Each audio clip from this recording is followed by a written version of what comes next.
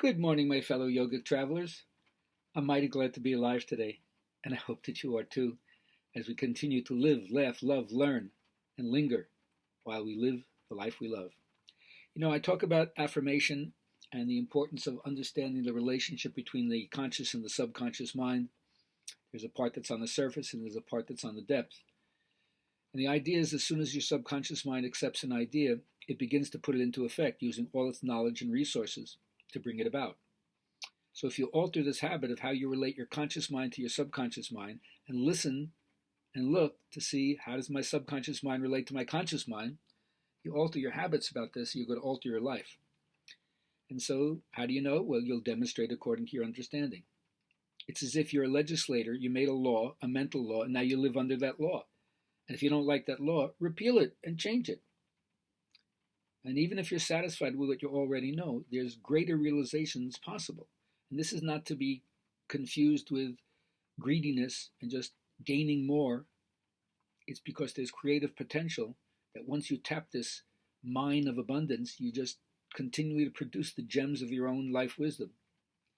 So rely on and put confidence in the spirit, because that's where, if you rest in it, you'll find freedom from tension, and that's where the greatest creative flow exists. Today I want to talk about Kaya Sampat, the treasures of the body, which is why I believe yoga is so good, and I never say it's the only way or the best way. The joy of movement is important, and anything you do to can ground yourself in your anatomy has major benefits, not only just for your personal health, but emotionally, psychologically, and ultimately all spiritual practices are done with the body. Can't do yoga without the body, can't breathe without the body, can't meditate without the body, can't serve without the body, can't study without the body, can't contemplate the mysteries without the body. So there's treasure there, but we got to mine it. So the idea is your practice is important to people who you don't know. When you treat somebody kindly, when the effect of your practice helps you emanate peace as a goodwill ambassador, the person who you meet, they go off and they feel a little bit of that, and they treat the next person they meet maybe a little bit more kindly than they would have had you had a negative interaction with them. But you don't know that because they're out of sight. You didn't realize what effect it had. Your practice is important to people who you don't even know. So keep it up. The practice also is not only one of physical, but psychological and emotional. Your heart is not just a muscle that can get constricted like any other part of your anatomy. It's also a psychological and emotional space that if it's constricted, you implode upon yourself. And with a closed heart, you're subject to more suffering, right? Don't I always say that? Awareness hurts, and you're subject to more suffering in the sleepy state. And if your heart shuts down because it's too hard to feel and see what's going on, then you suffer even more. So you can't get rid of the vulnerability. It's part and parcel of what makes you a human being, the tender shakiness that's right underneath the surface. Learn to marry the unwanted. Learn to marry the not beautiful. Learn to integrate that, navigate in the dark. It'll make you so much more of a beautiful human being, even though it means you're willingly opening yourself to accepting. As Joseph Campbell says, it's not the agony of the quest, but the rapture of the revelation. So do it. It's worth it. And ask yourself always, what are your strengths? What are your weaknesses?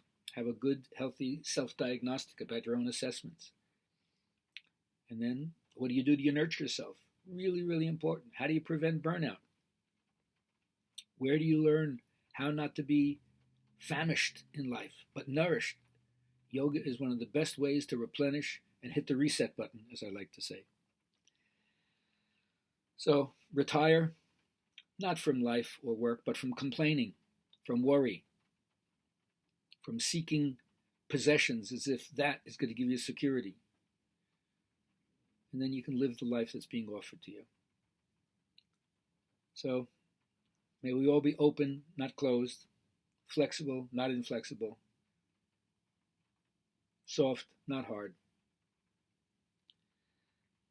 and go about our day, spreading joy, spreading peace, or understanding, whatever your situational wisdom brings you to.